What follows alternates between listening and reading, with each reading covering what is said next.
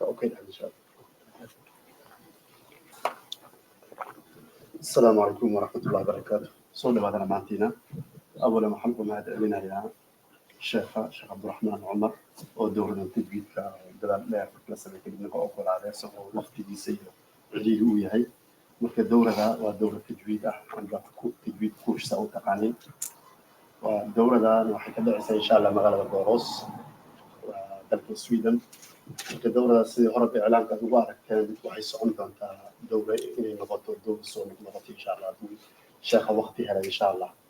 waxaan rajaynayaa dhammaan in laga faa'iideysto insha Allah marka dowladda waxay soconaysaa hal saac xiriirto aan boos la qaadan insha Allah hal saac xiriirto booska hal saac xiriirto kan qaadano dirsiga u socdo waxaan qaadanaynaa 15 daqiiqo boos ah kafee iyo maxaan lahayn kafee iyo biyo iyo wax dhan way yaalaan oo fikiraan qaadanaynaa insha Allah marka waxaan ku wareejinayaa dowladda si inuu ku bilaabato sheekh soo جزاكم خير جزاكم خير.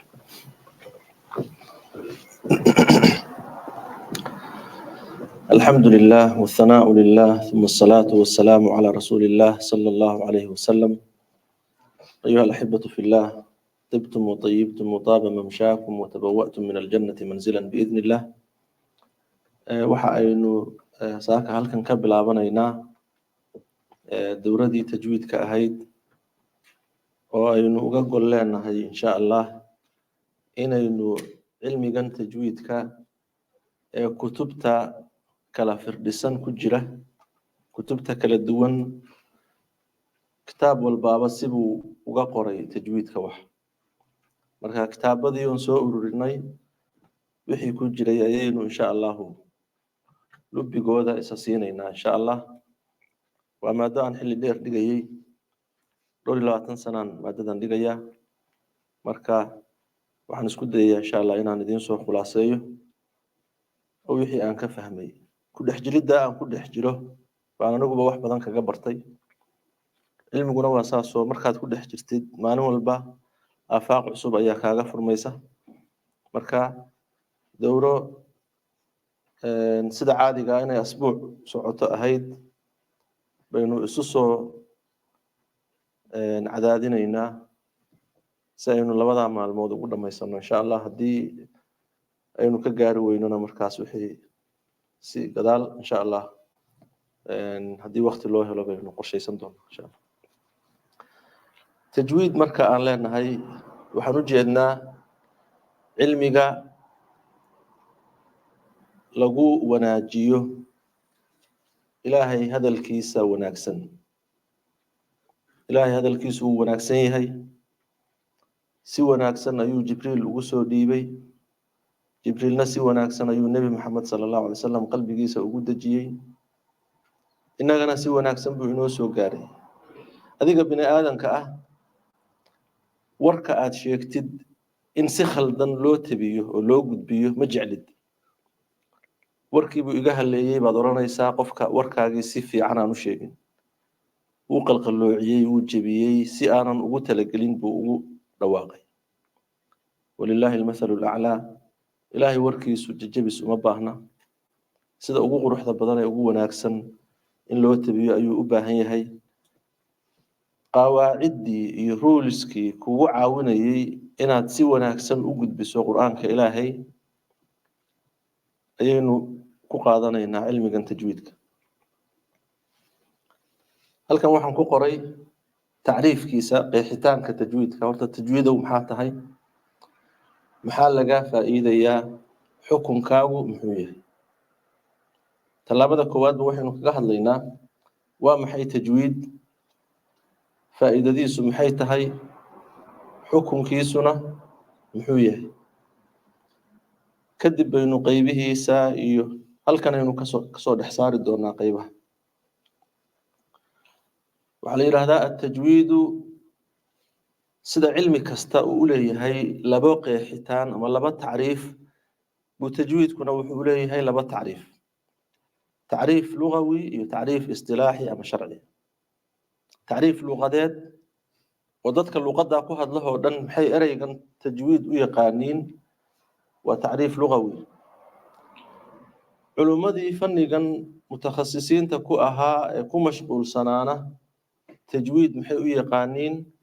وتعريف اصطلاحي ذاتك لغة التحسين أما التجويد ويردن أما كلمة دني ولغة عربية عربي محيو تقانا تجويد ومركا أي تجويد مقلان مع أنه محو سينيا ونغنيا إنك سومالي مركا إن هاي سومالي دقح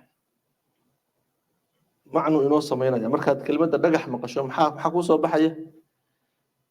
كي اللي توري اللي اسكو دخل يسومها أما وحنا نقول السنة إيه منافع ذاك اللي طلعها دقح في سومالي مركا آد مقشو دقح واتقعنا وحباء وتقعنا مرمركا قاركود بعد دقح وحو النقضاء تعريف اصطلاحي إن روحه هدام كو إراهضه قف أن نلجو جنوي أحمد وإنا كمقا أحمد وادقح محال قوضة وادقح وحما فهموي ثم مركا دقح تعريف كي لغوي هابو كسو تغي مركنو متكلو اصطلاحي أبو قلي وددكو waxa ay isla fahansan yihiin marka la yiraahdo hebel waa dhagax inay tahay hebel fahamkiisa hooseeya ama waa damiin iyo wixii la mid kelmad walba waxay leedahay marka taariif luqadeed iyo mid heshiis culumo ah oo istilaaxiya التجويد في اللغة لغدهان تجويد كوحل يراهدا التحسين وناجن التجويد لغة التحسين لغدهان تجويد وحل يراهدا التحسين وناجن ومحال لو وناجن إياه وحكستو لو وناجن إياه وحنكو إيري أنا جيد ومعنى هذا هي وناكسنه جيد جود يجود تجويدا فلان يجيد التحدث باللغة العربية هبل وحكوة ناكسن هي إنه كهض له اللغة العربية يجيد وكوة ناكسن هي من التجويد التجويد لغة التحسين تجويد لغة هام حل هذا وناجن شيء لو وناجنيه وحكستو لو وناجنيه واللغة هان ساسوي واصطلاحا علماء فن تجويد كمتخصصين تكوه أهل هذا الفن waxa ay ku heshiiyeen marka tajwiid la yiraahdo inay ula jeedaan tilaawatul qur'aani bi'ictaa'i kulli harfin haqqahu wa ikhraajuhu min makhrajihi tilaawatul qur'aani al-kariim bi'ictaa'i kulli harfin haqqahu tilaawatul qur'aani al-kariim qur'aanka kariimka akhrintiisa بإعطاء يظل سينيو كل حرف حقه وإخراجه من مخرجه مخرج كي سنة لقصو صاريو إعطاء كل حرف حقه وإخراجه من مخرجه تلاوة قرآن كأخرنتيسة وقرآن كأخرنتيسة محنو لجدنا quraanku markuu halkan yaalo markuu miiska saaran yahay markuu shelfku kuugu jiro ma tajwiid buu baahan yahay maya wuxuu u baahan yahay marka la akhriyayo tajwiid quraanku marka aad akhriyaysid buu tajwiid u baahan yahay tilaawatul quraanka akhrintiisa iyadoo bi'ictaa'i la siinayo kulli harfin haraf kasta haqqahu haqqiisa وإخراجه من مخرجه أنه وإخراجه أو أي نقطة استئنافية لأنه إعطاء لجماعة فكرة وإخراجه من مخرجه لجنا صوصاره مخرج كيسة حرف كستا مخرج كيسة لجا صوصاره وإخراج كل حرف من مخرجه halka waxaynu ka qaadanaynaa tajwiidku wuxuu ka hadlaa saddex qaybood qaybta koowaad waxa la yiraahdaa i'taa'u kulli harfin haqqa ba waxay yeelan doontaa laba qaybood xaqa xarafku وصفات وحليلة صفات الحروف وأكل به الدورة صفات عارضة هي صفات لازمة صفات عارضة هي صفات لازمة وحق الحرف إخراجه من مخرجه نوحوية مخارج الحروف أو قيب صدح هذا مركا تعريف كاو حكو دحجله صدح دي قيبود تجويد كلها ولما قار وحي يراهدان حقه ومستحقه وصفات كي وحي كلا صاران حقي ومستحق وعارض كي لازم كيه لكن كان ينقاضنينا وايه تجويد كم حان كفائده يعني ما فائده علم التجويد علم التجويد محل لقى فائده يا فائده دي maxay tahay faa'iidadiisu waxa weeye sawnu lisaan carabka oo laga dhowro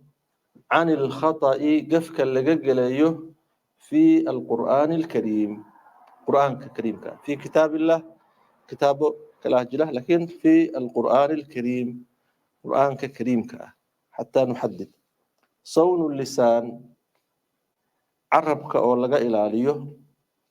عن الخطأ قفك أتكجل يسد في القرآن الكريم قرآن كريم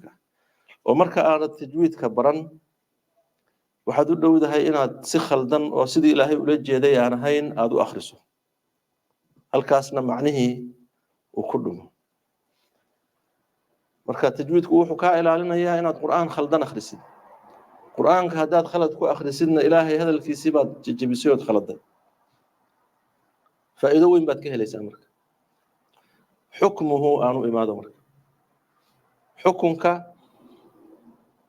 تجويدك حكم كيسو محويه يلا علمي كستا في ميزان الشرع وحليه حكم تجويدك waxa loo kala qaadaa labo inaad baratid kamaada cilmiya inaad cilmi ahaan u baratid waa qayb in markaad quraanka akhriyaysid aad si tajwiid leh u akhrisidna waa qayb kale labadaas loo kala qaadaa تعلمه فرض كفاية إناد كمادة علمية أبرتد أو حكم كني ماشي كجرة وترقيق يتفخيم كوي لمت كأها وقلقلة وإدغام وإخفاء وإقلاب إناد سداس أبرتد بالتفصيل واحد أخريه يسد حكم كجرة السببي إناد سدا أخريد إناد برتد وفرض كفاية فرض كفاية وحل قوضا ما إذا قام به البعض سقط الإثم عن الباقين علمي هدي دتك قار أما شيء هدي دتك قار أقومان أو مو استهجان أما يبرتان أنت كلا ودنبيجو كدعيو ويجو أي كقاضي يا مسؤولية دي عينك أهيد فرض كفاية بمعنى معلن كاوح ويقانا تجويدك سي أو علمي يسمى ويقانا adigana wuxuu ku yiri markuu ku barayay halkan saas oo akhri sidii macalinku ku yiri oo akhri baad u akhrisay al-amal bihi balla quraanka marka akhriyaysid waxaad u akhriyaysaa si tajwiid leh laakiin waxa sababay inaad halkan midkan jiidid inaad meeshan qunaysid aqoonteed ma lihid laakiin maxaad koobinaysaa maxay macalinkii ku yiri sidan u akhri marka macalinka isaga fardu kifaayihi isaga ka qaaday لكن مدان عندنا كاقادي كريم باجرته إن مركات قرآن كأخرية يسد ورتل القرآن ترتيلا واجب كاس أدلتي ما دد عينك أد قرآن كيسي ترتيل وتجويد أو أخرسد أيوة وجود القرآن تجويدا إذن العمل به فرض عين مركا قرآن الأخرية إنسي تجويد لله أخريه قف كستا لقربا فرض عين وحوية قف كستا رقي الدمر waxaa laga rabaa oo farad ku ah inuu quraanka markuu akhriyayo si tajwiid leh u akhriyo inuu maadada cilmi ahaan u barto waxa dhici karta in macalinkiisu uu ka qaado faradnimadiyo isaga ay tahay inuu macalinkiisa falow gareeyo oo raaco laakiin imisaad qof raaci kartaa waxa laga maarmaana maadaama ay tahay shaygii quraanka khaladkiisa aad ku ilaalinaysay maadaama uu yahay cilmigani cilmi markaad qur-aanka akhriyaysid aanad ka maarmayn inaad aqoon u yeelataa waa lagama maarmaan waayo hadhow qur-aankaagii ma toosayo haddii kaleeto intaa ma isla fahanay yaa culumo ka sii socon karnaa baarak allah fiikum qaybihii saddexda ahaa maskaxda igu sii hay marka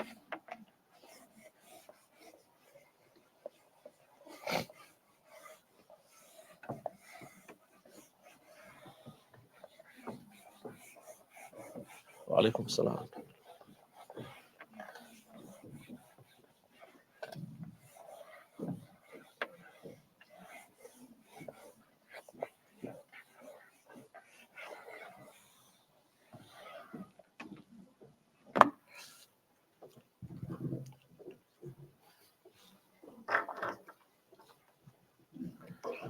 marka in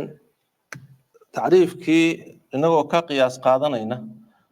ayaynu tajwiidka waxaynu u qaybinaynaa aqsaamtiisa saddex wuxuu u qaybsamayaa saddex qaybood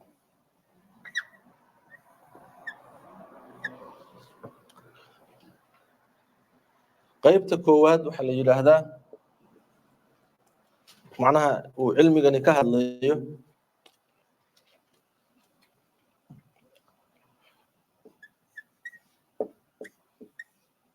مخارج الحروف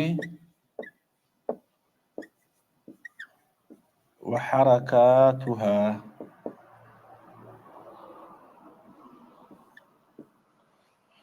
مخارج الحروف وحركاتها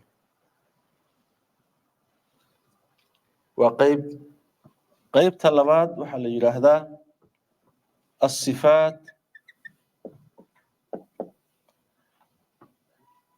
اللازمة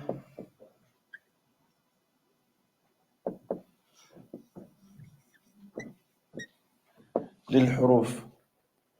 قيب تصدحاتنا وحل يلاهدا الصفات العارضة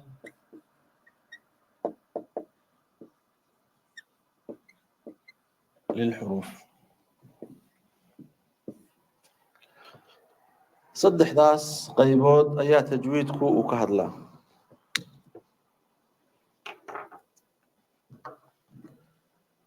مخارج الحروف وحركاتها iyo الصفات اللازمة للحروف iyo الصفات العارضة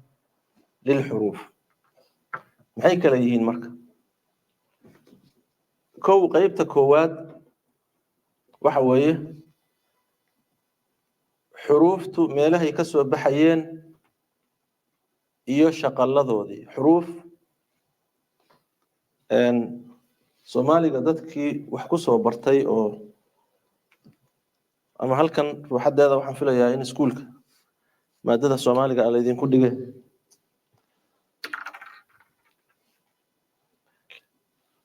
waxa kala jira waxa la yiraahdo shibane maxaa weeye yaa ii sheegaya shibane maxaa shibane shaqal iyo shibane haye shibane barakallahu fiik waa xaraf meesha uu carabiga xaraf yahay Soomaaliga shibana la yiraahdaa waa kuwa aan shaqalka wadan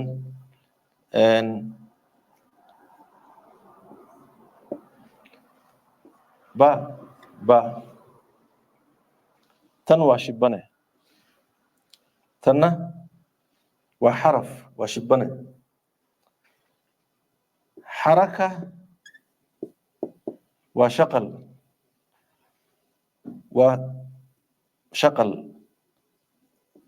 baan ku daray ba kordhig baan saaray هذه تسمى حركة أما شقل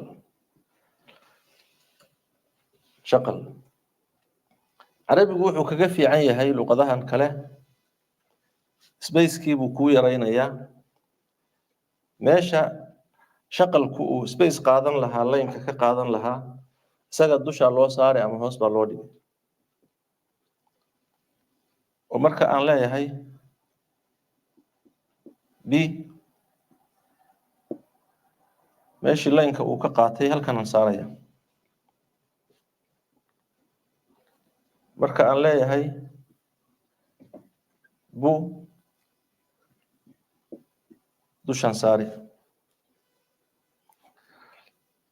saddexdaas shaqal ayuu leeyahay carabigu laakiin soomaaligu labu dheer yahay waana meelaha inta badan khaladaadka tajwiidiga ahi ay marka shaqal la joogo ka imanayaan soomaaliga maxaa dheer yaa ii sheegaya ba bi bu he bo iyo be الحمد لله رب العالمين هذا من maxaan akhriyay tanaan akhriyay kumana jirto men sax ma maxaa saxa min baa saxa مالك يوم الدين هذا yo o baan akhriyay soo ma maxaa saxa ya yawmi idan qaybtan hore waxaynu kaga hadlaynaa xuruuftan meelahay ka soo baxaan iyo xarakooyinka ay leeyihiin xarakooyinkooduna waa saddexdaas waa kordhig hoos dhig iyo gudniin labadan kuma jiraan yay kaa soo gelin iska ilaali marka lagu yidhaahdo tan maxaa dhahaysaa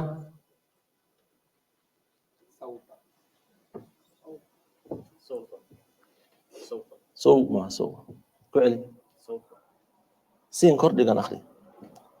sa haye saw sawfa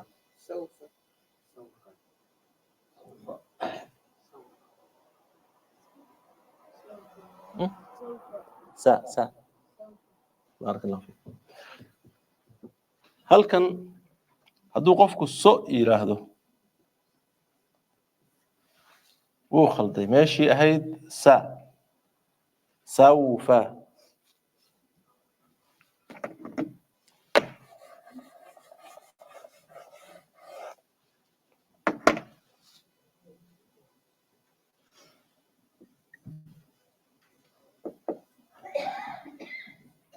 على لا لي عليهم لي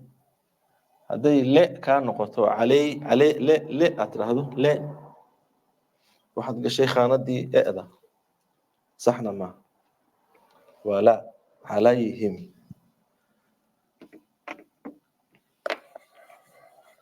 marka qaybtan hore waxaynu ku daraasaynay been niri kow xarakaadka ama shaqalada xarakaatul xuruuf oo aynu niri waa fatxa kasra damma kuwani imaala iyo room iyo meelo khaas oo bay kuugu imanayaan laakiin ma aha xarako joogta ah majreeha markaad akhriyaysid imaalaad akhriyaysaa waa adiiba markaas soo gashay laakiin ma aha joogto xarako joogto ah oo meel kasta aad gelin kartid ma aha xarakaadka misla fahanay waaye aan horay uga sii soconno marka waxaan u imanaynaa inta aynan makhaarijta u tegin xuruufta itself xuruufta iyada nafteeda aan marka horeeto isla fahano xuruuftu waxay ka bilaabataa maxay xagee ka bilaabataa ya xagee ka bilaabataa a bay ka bilaabataa shaqal baa saartay xagee ka bilaabataa alif alif laakiin sida saxda ah waxay ka bilaabataa hamza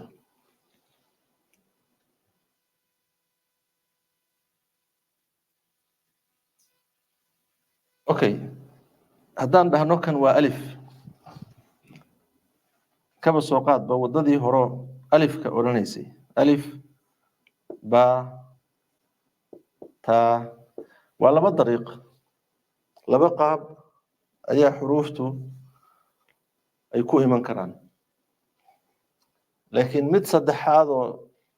isku dhafa isku karisa baa inta badan dadku sameeyaan alif ba ta markaad soo socotid waxaad u imanaysaa misna laam alif ha ya soma waaw laam alif ha ya ama laam ha laam alif ya midkaas soo hormariso laba mar baa waxaad sheegtay alif marka طريقتي هوري ألف با تا ثا إلى لقيسو قارو لام ألف ها يا on همزة meesha lagu xusin marka waxa haboonayd in kan hamza laga dhigo maxaa yeelay laba alif baad xustay hamzana maad xusin waxa haboonayd maxay midkan hore in hamza la yiraahdo maadaama laam alifkii xaggan lagu xusay oo marka maxay noqonaysaa in hamzuhuna kursi u baahday sida laam alifka alifkuba uu kursi ugu baahday oo markan waxa loo jeedaa laamka maaha ee waa alifka laamkuna wuxuu u yahay alifka kursi markaana waxa loo jeedaa waa hamzaha alifkuna wuxuu kursi u yahay hamzada labada xarafba waxay u baahdeen kuraas laamkii kursi buu u baahday loo dhigo alifkii kursi buu u baahday hamzadiina kursi bay u baahatay markaas waxaad akhriyaysaa hamza ba ta ilaa aad ka gaarto laam alif haya waa qaab labaad waxa weeye inaad kan tidhaahdid alif ba ta oo markaad soo socotid ood soo gaartid meeshii aad laam alif ka xusi lahayd aad tidhaahdid hamza ha ya oo hamzadu ay halkan gasho kaaf laam miim nuun waaw hamza ha ya horta xarafkani magaciis wow ya o dii aynu hadda ka hadlaynay miyaa soo gelaysa mise waa waaw kana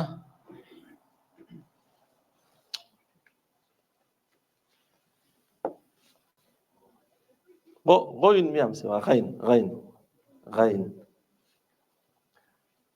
mar kasta maskaxda waxaad ku haysaa xarakaadkii saddexda ahaa ka leexan alif ba ta ilaa aad ka gaartid hamza ha ya dariiqadaas baa sahlan iyada in lagu socdaana fiican wa ilaa in hamza aad xagga horeeto ka dhigto ood halkaa bariso isku karisku waa inaad halkana alif ku sheegto meeshii halkan hamzaha aad sheegaysayna aad laam alif misna xusto oo tiraahdo laam alif hamza alifkii baad laba mar xustay marka xuruuftii 29 ku siin lahayd ba waxaad ka dhigtay 30 oo mid mukarrar yahay soo celisay taasina sax ma ah marka alif hamza ha ya ku dhamaanaya ama hamza oo lam alif ha ya ku dhamaanaya labadaas wado midkood baa la qaadanayaa midanaana sahlan oo marka labadooduba aanay kuraas u baahnayn mid walba laynkiisa uu dhinac ka galayo misla fahanay intaas misla fahanay xurufta carabigu waa 29 xaraf 29 xaraf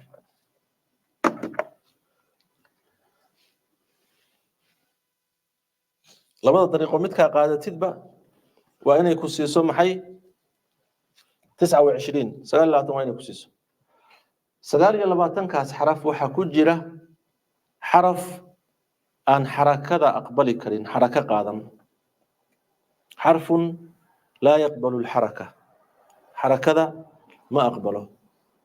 kordhig iyo hoos dhig iyo godniin ma qaadan karo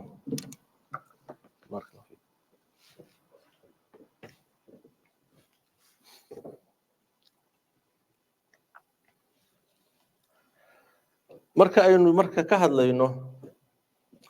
sifaadka laazimka ah ma ahe sifaadkan caaridka ah asifaat alcaarida markaynu ka hadlayno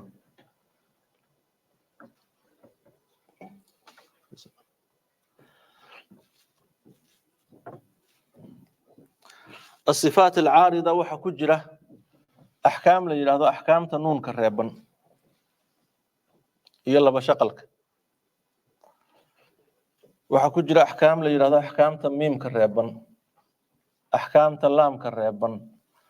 waxaasoo dhan waxay soo gelayaan sifaadkii caaridka ahaa asifaat alcaarida oo qeybta saddexaad ay soo gelayaan waqtiyadaas marka aan kuwaas ka hadlayno waxaanu dhihi doonaa xarafkaa reeban gadaashiisa imanaya waa inuu reebanaada isna maya waa inuu xarakaysnaado marka ayn leenahay yaa haddana waxa soo baxaysa inay xuruufta sagaal iyo labaatanka ah inuu xuruufta sagaal iyo labaatanka ah ku jiro xaraf aan aqbalin maxay xarakada waana alifku ama kan ha ahaado kursiga u baahan ama midkan keligiis taagan alif laa yaqbalu alxaraka xaraka ma aqbalo weligiis waa reeban yahay xarafka ka dambeeya macnaa xarafka ka horeeyana wuxuu noqdaa mid kor dhigan oo sida maa oo kaleeto alifkani waa reebane xarafka ka horeeya ama miim ha ahaado ama keyrkiisa wuxuu qaadanayaa maxay kordhig xarafkaa reeban baynu markaas iska fogeyn doonaa maadaama aynu ka hadlayno xaraf reeban xuruuf xarakaysan oo gadaashiis imanaysa xuruuftu markaa imisay noqonaysaa tiro ahaan markaynu kan ka reebno maxaa inoo soo hari doona 8 iyo 20 ama 28 waa marka aynu joogno markaynu la tacaamulayno xaraf reeban oo xaraf xarakaysani gadaashiisa yimi laakiin guud ahaan xuruuftu waa 29 marbaa isagaa ruuxadiisu ku jira sifaadka caaridka ahoo uu isagu yahay meesha hadda nuun reeban laga hadlayo miim reeban laga hadlayo in laga hadlo alif reeban waaw reeban ya reeban waa madka marka laga hadlayo markaas isagaa shaqadii wata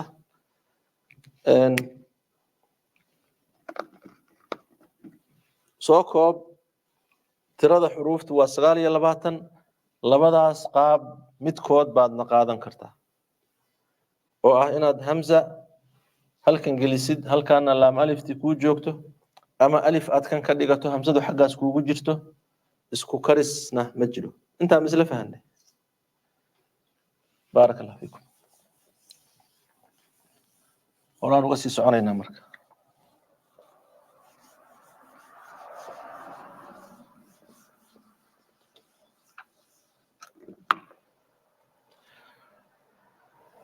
مخارج baanu imanaynaa marka مخارج الحروف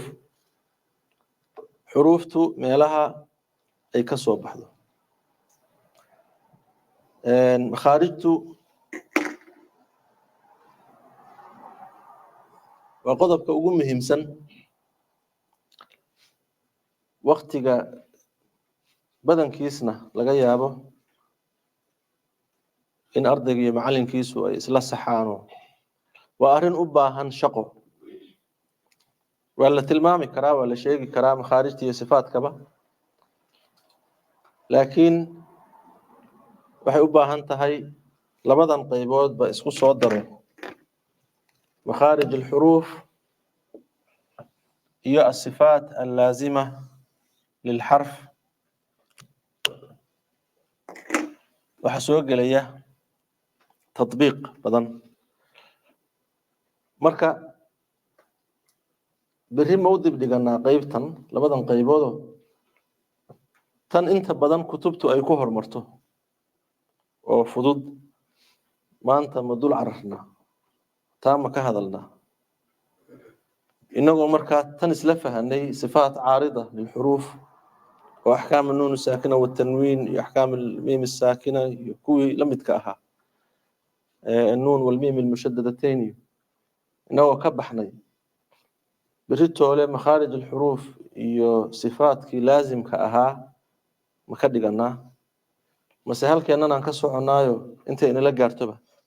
iska sii soconaa tabaynu qaadanaa halkan aan maanta ku hormar macalinka warkiisa ma qaadanaa barakallahu fiik waaye kuwana ii haya marka halkan meeshaan u socono waa meeshan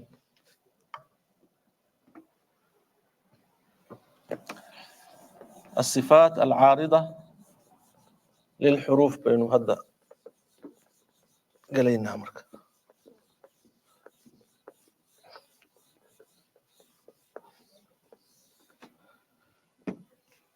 انت اين انقلين horta hal mar istaaga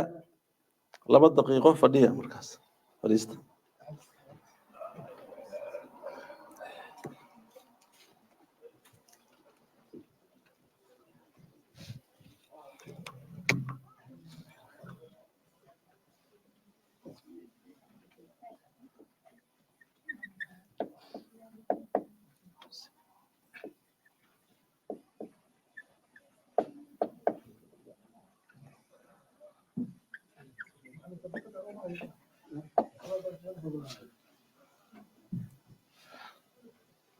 استاكليه جمع صدى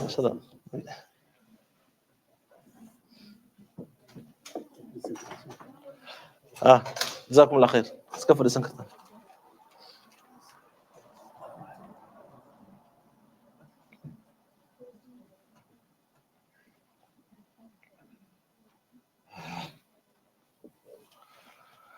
الصفات العارضة للحروف عارضة محل قوة أمرك عارضة هي لازمة فرق قول حياة وحوية صفة هرتا صفة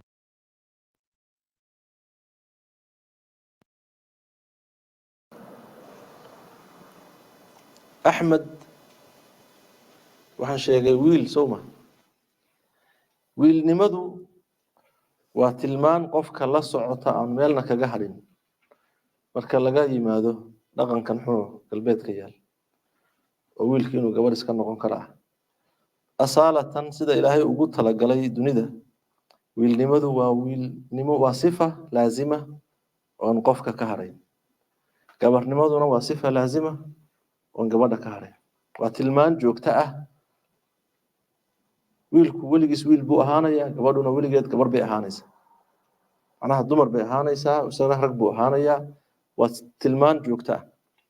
عاتضا إيو بورنيدا إيو وتلمامو قفو مربو عيدي كلا مربو عاتنا غن كرا سوما لكن مدى سوى صفة لازمة وأن ميلنا كاقهرين إن أدويل تهي ميلنا كاقهرين ميسو إن أدقبر تهي ميلنا كاقهرين ميسو حروف تا كما سوقات إن بعد أن تسالها كدغنيني با إيو قاف وكلت حرف كان وحل يراهدا وحرف دوبا كنا وحرف عيلا أموين هذا مستفل وحرف حرف استفال إيو حرف استعلاء حرف دوبا حرف عيلا ومركا كل واقع يسد وبا با يقا با قا با كان محوبة هي مع ابتسامة أدو دول برية دول عدينية أدو قسلية فرحسن بس كل واقع سابا قانا adoo xanaaqsan oo gafuur taagaya qo qo ba tilmaamahaas oo kaleeto waxaa la yidhaahdaa sifaat laazima waa tilmaamo joogto ah oon xarafka marna ka harayn mar kastay la socdaan laakiin xarafkii aan aqaanay tilmaantiisa joogtada ah waxaa ku dartaa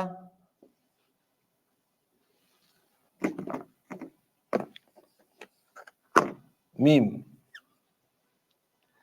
isna waa xaraf yar weeye ma wuu yar yahay miim ayaa gadaashiisa waxa yimi ba xarafkan waa aqaanaa waa xaraf yar sifa laazima buu leeyahay oo ah inuu yar yahay kana sifa laazima oo ah inuu yar yahay midkan iyo kan booska miimka aan ku bedesho nuun si tusaaluhu labadaba aynu waadix uga dhex aragno nuun na no ma dhahayo no maaha waa na waa yar yahay ba qo so labadan waa waaweyn yihiin labadaanina waa yaryar yihiin waa sifaadkii laazimka ahaa sifaad waa tilmaan joogto ah oon meelna kaga harayn laakiin kanoon aqaano tilmaantiisa joogtada ah iyo waxa deris noqday midkan ama kan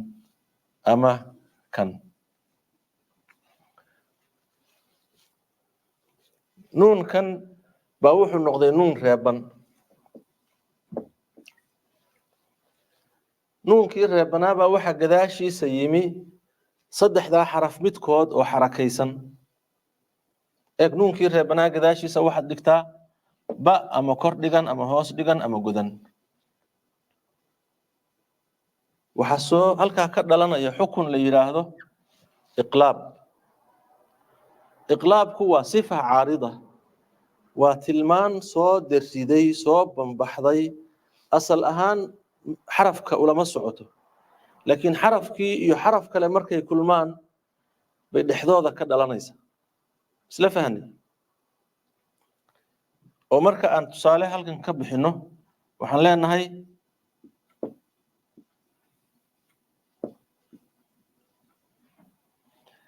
nuun reeban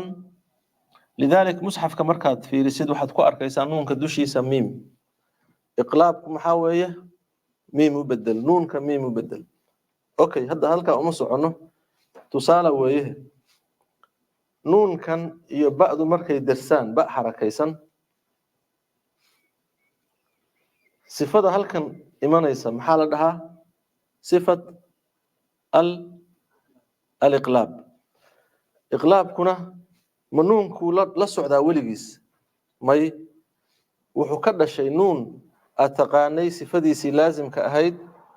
iyo xaraf kalood isagana taqaanay sifadiisii laazimka ahayd oo deris noqday mujaawaro ay dhexdooda timi min bacd inaad samaysid waa sifo caarid ah oon xarafka la socon nuunkana lama socoto ba'dana lama socoto labadoodoo kulmay bay ka dhex dhalatay sifa caarida la yidhahda isla fahanay intaas sidoo kale isla nuunkii oo qaaf agtiisa yimi nuun reeban oo qaaf ka dambeeyo sida min qabl oo kaleeto iyo can salaatihim oo kaleeto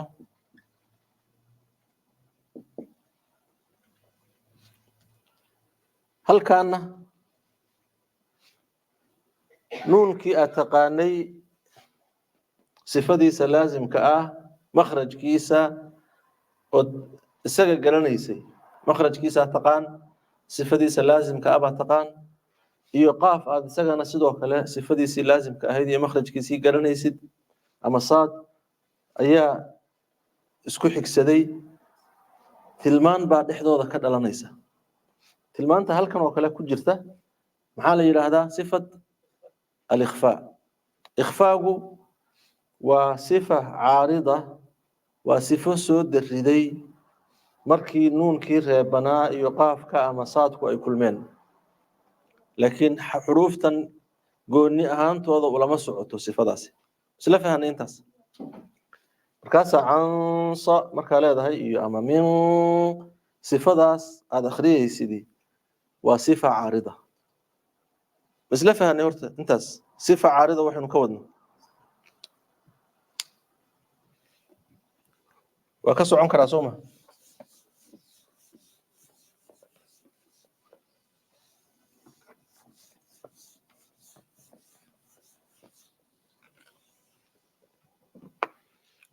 وايه الصفات العارضة للحروف ويبديهين انت بدنا كتبت تجويدك بدن كودو waxay ka hadlaan intan تحفة الأطفال كسوقبو هداية المستفيد معناها كتبت انت بدن تجويدك كهذا أما هل كان يكبل عبان كدب بي markaa waxay ku sii daraan makharijta iyo sifaadka laazimka ah ama meeshan ay ku ekaadaan tuhfatu al-atfal ko kaleeto wuxuu ka hadlayaa kow ahkaam an-nun as-sakina wa at-tanwin labo ahkaam al-mim as-sakina saddex al-mim wa an-nun al-mushaddadatayn afar al-mithlan halkaas uu buu ka tilmaamayaa macnaha صفاتك عارض لازم كأها قيب كمده ده تنوح قليا انتو سنمدود قلين لاماتك سواكن كأها بوحو كشيغا يا لام ال للام الحالاني قبل الأحرف بولي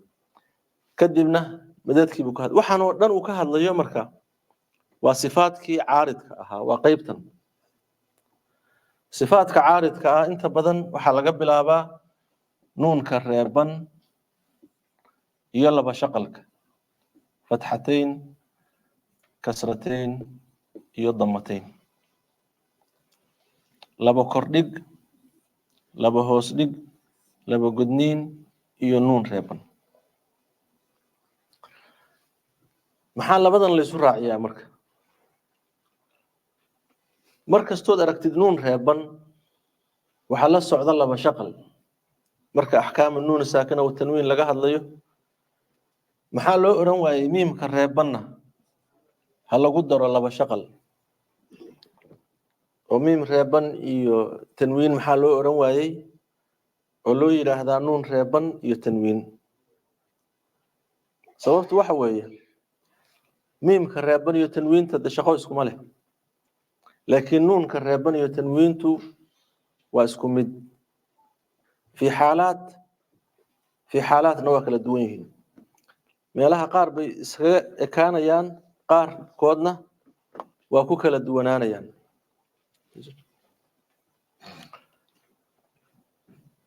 تصالح هداني لاحظوا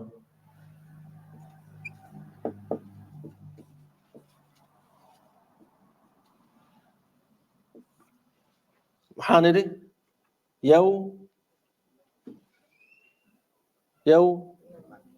يوما مركان سي وضيو oonan ku istaagayn yawman baan u akhriyaa soo ma sida yawman abusa oo kale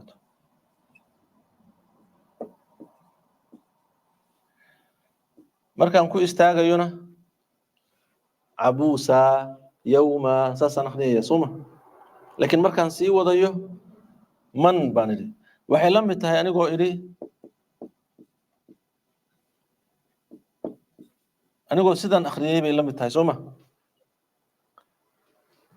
yawman kursigan jiido xaaj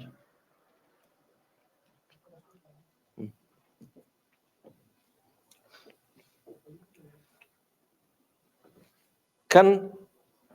sidan uu dhigmaa laakiin sidana loogu dhawaaqa idan tanwiintu xagga dhawaaqa waa nuun reeban. tanwiintu qoraal ahaan marka la qorayo waa labadaas xarako, laba kordhig, laba hoos dhig iyo laba gudniin. laakiin marka lagu dhawaaqayo waxaa loogu dhawaaqayaa maxay? sidii nuun reeban. waa isku mid marka, soo maaha xagga dhawaqa. goormay isku mid yihiin laakiin xagga dhawaqa? waxay isku mid yihiin xagga dhawaqa marka la xiriirinayo cinda alwasli, marka la xiriirinayo. lidalik waxaa la yidhaahdaa attanwiin, halkan aan ku qoro attanwiin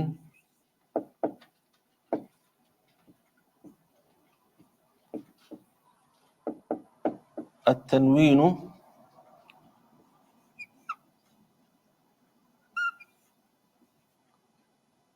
هو أما هي متكات الأهديد با نون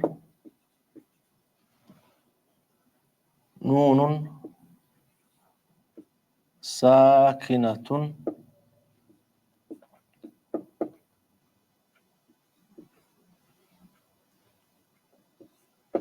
زائدة نون ساكنة زائدة تلحق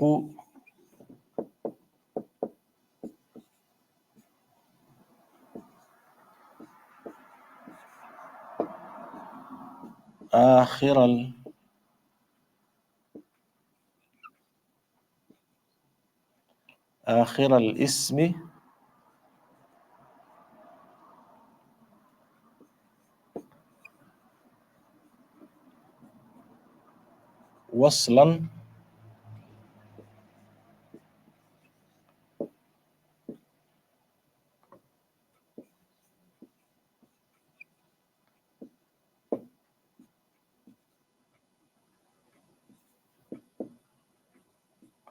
وصلا ونطقا وتفارقه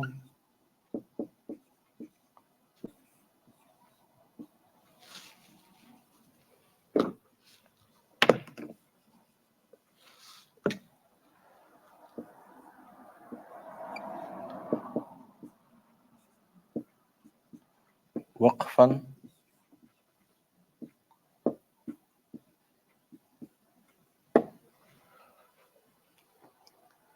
التنوين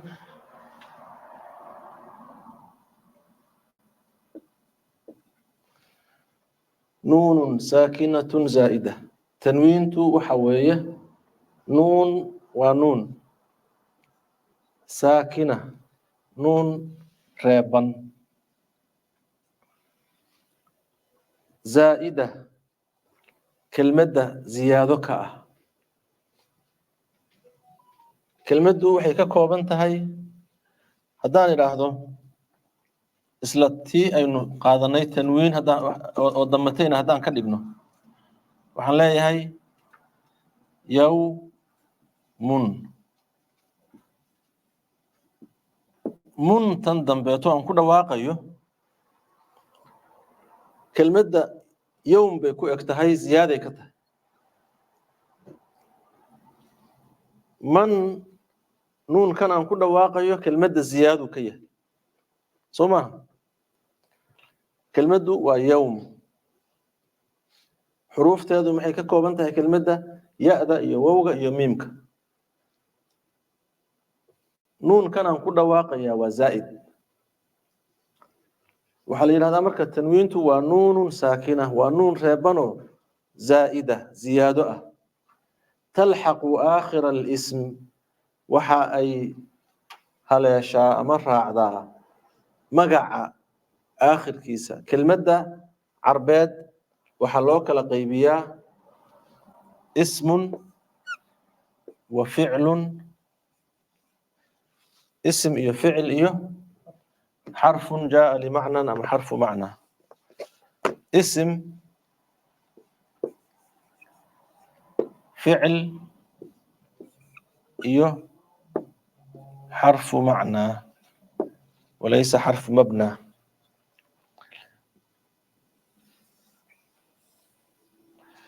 صدح داسا وحا أقيب سماه الكلام العربي كلام كعربي قيبتا بس باتنويني قشا قيبها كلياتو في الغالب مركا لقريبه يعني لغة عربية واتكو أركيسا لضرورة شعرية إيو ميلا لميدا إيو تنوينتي حروف تقاركود راعيسي لكن أصلك تنوينتو اسمك أي قشا مركا قرآنك إلهي أخريه سيد صدح دي قيبود اللغة العربية بواكه ليس اسم يفعلي حرف اسم كاس أيها تنوينتو أي قليسة أكوبان تحسومة نون ساكنة زائدة ونون ريبا وزيادة أهو تلحق آخر الاسم اسم كقداشيسا هل ليس آخر كيسا قداشيسا اسمك حقه رأي حق دحيتونا كقلي ميسي حرفك قدام بيه بالرعضة تنوينتو مركا محاوية هل كان إلى سعودة مركان لها يوما سدنا اللوقرة مركان لها محام بدلي حركة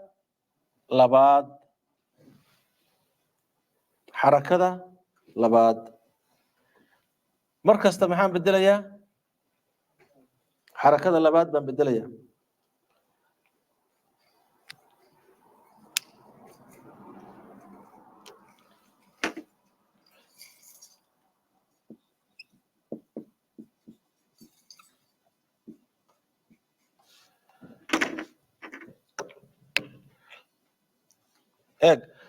أما هالنقطة يوما هالنقطة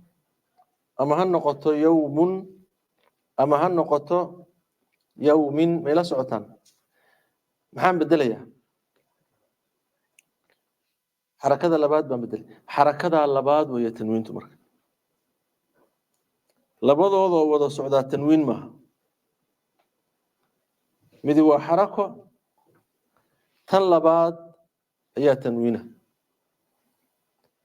مد النون كان نقنيسانا ومداس وزيادة تلحق آخر الاسم اسم كآخر كيسي هليشا قورمة وصلا مركا لحريرين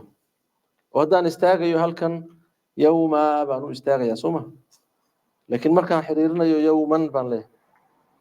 وصلا وصل كليا ونطقا iyo marka aan ku dhawaaqayo hadii marka aan qorayo waa fatxatayn kasratayn iyo damatayn marka aan qorayo tanwiin nuun ma aha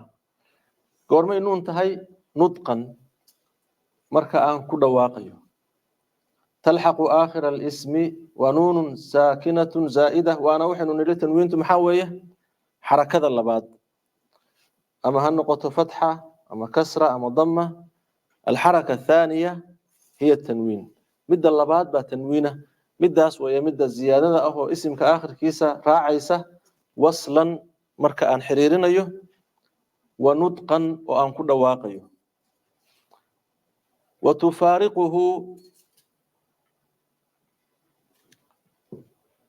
وتفارقه وحي كهريسا قورمة وقفا مركان استاغيو هدان هلكن كو استاغو يوم ميلا هدان كو استاغو محان سمينيا ميلا سعوتان يوم هدان كو استاغو محان دهيا يوم من ميان سيدهيا ماي يوم يوما مركا يوما تهي تفارقه ويكهريسا وقفا مركا استاكتد وخطا قرال كان ويكهريسا هذا قرال كان نون ريبا وما قرنا اذا تنوينته ونون ريبا عند الوصل والنطق مركا اد حريرينيسد او تكو دواقيسد سدا نون ريبا با لوغو دواقا ما دام سدا نون ريبا لوغو دواقيو تجويد كنا جبي اهانتيسا او كا هادلو قران لوغو دواقيو قران لا اخريايو وعند التلاوة وتجويد كهضليو تنوينتي أو نون ريبان ولا قد واقع ينون كي ريبانا أصلهان يسوي ريبانا اسكوميد بين نقدين هل حكم بالسي كون وكلا سومالي waxa la yiraahdaa isku dhihid kala dhigid isku siba loo dhahaa loogu dhawaaqaa sina waa loo kala qoraa waxa qoraalka iskaga mid ma misla fahan intaas nuun reeban iyo tanwiin xiriirka ka dhaxeeya misla fahan inay marka lagu dhawaaqayo lana xiriirinayo isku mid yihiin misla fahan maadaama isku mid yihiin hal xukun baa la siiyay marka oo waxa la yiraahdaa ahkaamta nuunka reeban iyo tanwiinta laba shaqalka ahkaamtaasina waxa weeye ahkaam afar ah waa u tagi doonaa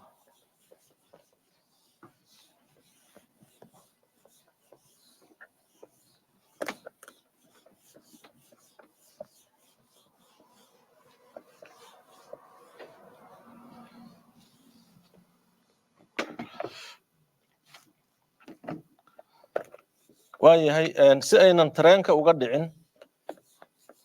oo aynu isla socono waxaynu ka soo hadalnay tajwiid inuu saddex qaybood u qaybsamo qayb kamid ah oo la yiraahdo sifaat caarida baynu galnay sifaadka caaridka ah qaybta ugu horeysana waxaynu nidhi waxa weeye ahkaamuha أحكام لامات سواكن مين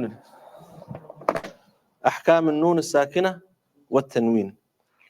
قيب تاس وهي قيب إنه هذا كهذا إنه مرك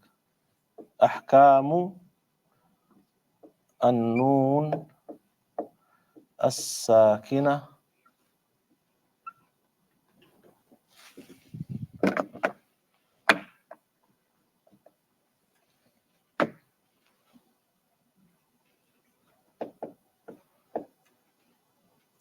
والتنوين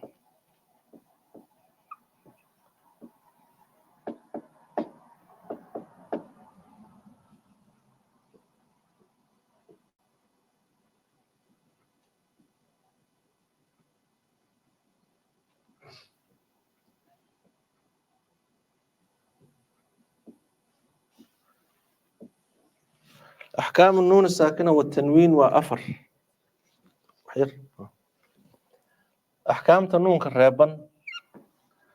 iyo tanwiintu waa afar